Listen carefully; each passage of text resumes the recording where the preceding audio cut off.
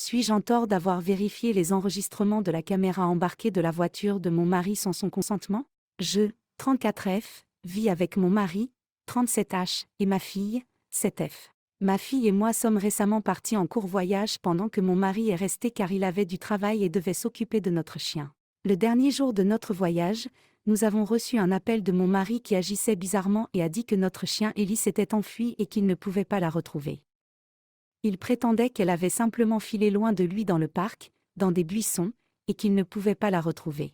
Notre chien est assez petit, un mélange de caniche miniature, presque 13 ans, elle est toujours active mais il est vraiment inhabituel qu'elle s'enfuit loin de nous et j'étais méfiante mais j'ai choisi de croire mon mari, moi et ma fille étions en deuil mais ne voulions pas le blâmer. Quand nous sommes rentrés à la maison, il semblait étonnamment bien, contrairement à nous. Depuis le début de la pandémie, mon mari a commencé à travailler à domicile et il a toujours été agacé par l'attention que nous accordions à Ellie et détestait comment Ellie demandait à s'asseoir sur nos genoux et sur les siens pendant qu'il travaillait. Quelques jours plus tard, nous avons reçu un appel d'un refuge pour animaux dans un état voisin assez loin de chez nous, disant qu'elle avait été retrouvée.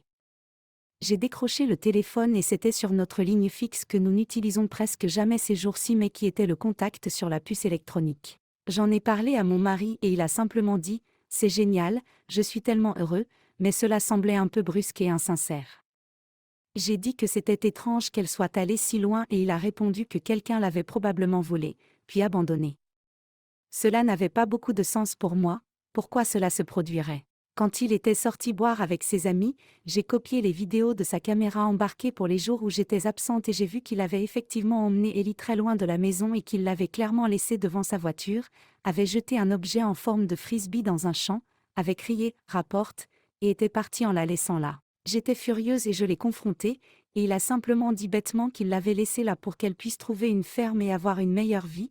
Puis le lendemain il est devenu vraiment en colère contre moi d'avoir regardé sa caméra embarquée et nous a traités, moi et ma fille, d'idiotes.